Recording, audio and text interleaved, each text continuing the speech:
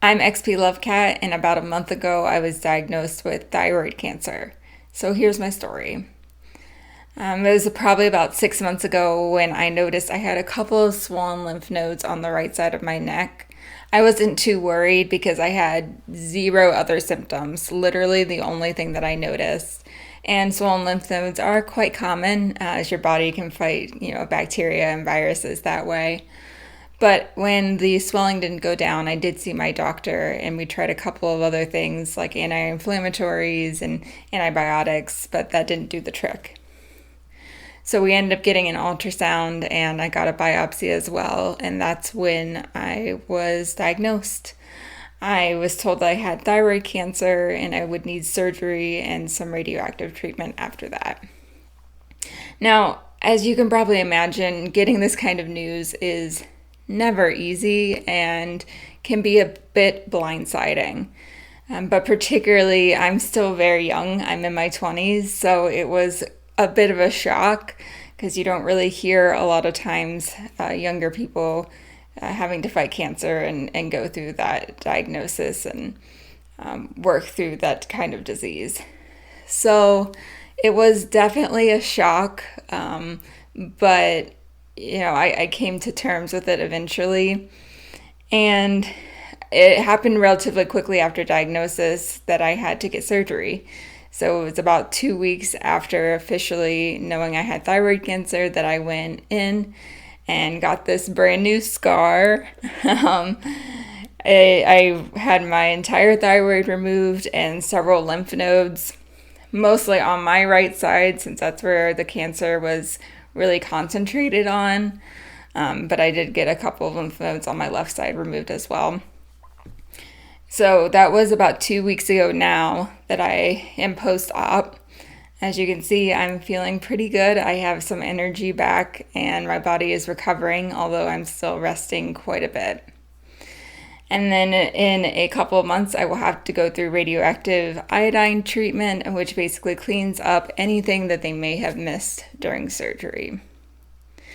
So cancer, it's a big, scary word, but something that I'm definitely working through, and something in particular I wanted to talk about, considering my channel is revolving around role-playing games, is how much this hobby really helped me throughout my diagnosis and recovery, really helped me cope.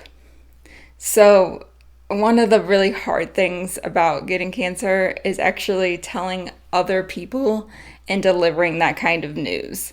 It's never easy to tell loved ones that you're going to have to be going through something like this. And I will say that the easiest group of people that I had to tell was my role-playing group. We were meeting on a Saturday, just like always, and I was able to use that opportunity to just deliver the news before our session. And then after some processing, leave it all aside and just have fun. Like, we were able to just push it aside, leave reality for a little bit, and play our game and have a great time. So that was really helpful. In general, playing games were such a great distraction for me as I was working through what this meant and really trying to process all the emotions that come with this type of diagnosis. So role-playing games were so helpful for me. Not only was I able to deliver the news a little bit easier to that group, but it really helped me in distraction and something to look forward to. So, being able to distract myself from the processing of all the emotions, I was able to either plan for my next session and the campaign that we were working on, or if I was playing with my group. Role-playing games are something for me that is one of the few things that I can really detach from my reality and go all in and focus and have a great time. So when I was playing the game, I could really leave my reality beside me and have a really good time just focusing on being silly and adventuring and whatever else we were doing in that roleplay session. One of the most helpful things is actually from a skill that I've developed through role-playing games. So I think that as adults, we sometimes lose our creativity muscle somewhere in here. If we don't practice being creative, we lose it. And role-playing games are something that I am regularly practicing my creativity. So as I'm going through some of these unpleasant medical appointments or emotions, whatever is going on, I really leaned on my skill of creativity to use the coping mechanism called calm, safe place.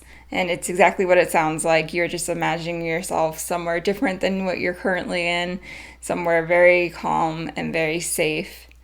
And you're able to think about all the different senses of what you're feeling, what you're smelling, what you're hearing, what you're seeing, and being able to put yourself in a position to calm your anxiety. And I believe that because I've been playing role-playing games for so long, I was really able to step into that pretty easily, to improv that situation and really calm myself down. And so it was very helpful to have that skill and be able to use that coping mechanism.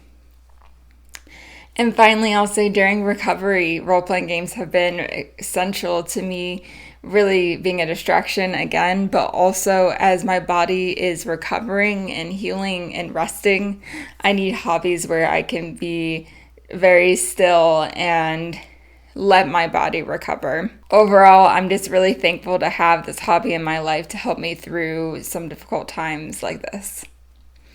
Now, over the next year, I'm sure you'll see my scar start to fade, but at least you'll know what it is when you see them in some of my upcoming videos.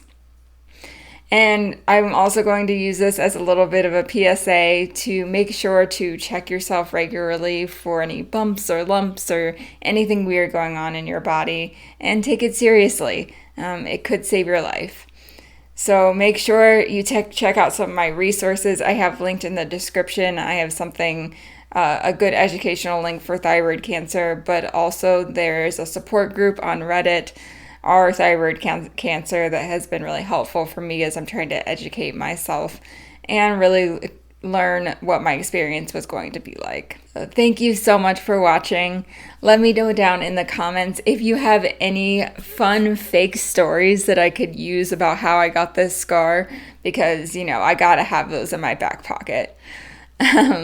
Also, let me know if role-playing games have helped you through any difficult times. I'd love to hear your story below. Thank you and have a great day.